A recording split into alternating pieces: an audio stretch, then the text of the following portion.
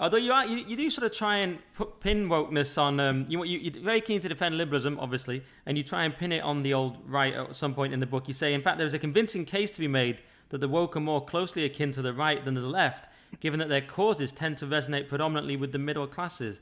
I wasn't totally convinced by that one, but No, I doubt you would be. That's been the thing that's annoyed most people. How does the sentence start again, Nick? Because I haven't got it to hand. well, maybe I've clipped it from because I don't know where that starts. It says, in fact, there was a convincing case. That's where I got it from. That was just on an extract, so I don't know I can find exactly. it myself. Is that that's in the New Puritans, right? Yeah. Yeah. So the thing about what I was actually doing there, or what I was attempting to do, and I may have failed, is to make the point that the traditional notion of what it means to be on the left is to be concerned with redressing economic inequality, social mobility, looking out for working class people, etc. And what you find is that the woke movement, so many people in the woke movement self-identify as left. They say that they are left. And what I actually say, and I've got the quote here now, is there is a convincing case to be made that the woke are more closely akin to the right and the left. Now that I think is a key point. You might say I'm trying to have my cake and eat it there, but I am not actually making the case exactly. What I'm doing is I'm acknowledging that there is something inconsistent about the most vocal cheerleaders of this woke ideology being upper middle class, and they are. And they all have those sort of double-barreled names. And when you see those Extinction Rebellion people arrested, it's almost like it's a sabotage. They're so plummy voiced, and they have such ridiculous names, like Hyacinth Jacinda Smythe, or whatever it might be. Edred, the snooker guy, yeah. Yeah, what was his name? Edred something. He was. Was it? Yeah, Edred. Yeah. And they're even more ridiculous than that. I mean, that was a great one, but I don't know if that's necessarily posh or just like ancient, like a druid or something. I think it's posh. What were the names of the Colston Four? Do you remember them? No. Do you remember the ones who went to court about the Wasn't there one called one of the art people called Ponsonby or something like? It's something like Ponsonby. I wish I could find it. It's so here we go. hilarious. Milo Ponsford. I'm not joking. And one of the other ones is called Sage Willoughby. Now this I know. You're like, is that a thing or is that a name? Like, do I plant it? Do I put it on my omelette? So that's like one of us had dressed up and pretended to be a woke activist. That's what you'd call yourself, right? You'd call yourself something like that. Infiltrating it. Yeah, and because everyone knows it as well. Everyone knows that this movement is predominantly motored by upper middle class people, and there's a good reason for that. Is because if you never had to struggle financially or economically, you can look for these other grievances.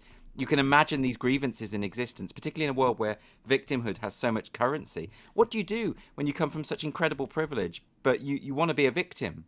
Well, you have to invent that. So I think that's what's happened there. And the reason I say it's more closely akin to the right as well is because so many of the woke movement are antagonists, not just a disdain, not just not looking out for economic inequality, not trying to resolve that, but actively attacking working class people, actively saying that working class people have white privilege, for example, or saying that or demonizing them for driving white vans or for voting Brexit, or just saying that they are a problem, saying that they're all basically racists in waiting and they just need one TV program and one film. They're just one movie away from committing a pogrom because they'll hear a trigger word and they go out like robots and like drones, just do the bidding of the word. This kind of patronizing view. In other words, a movement that clearly prioritizes the concerns of upper middle class people.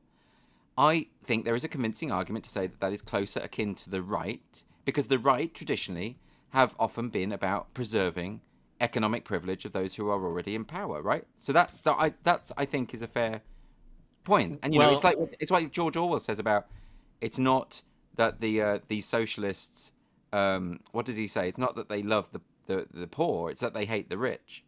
And I see no example of any kind of empathy or compassion for those who are struggling financially, precisely because so many of the people in the movement have never been in that position. They don't know what it means.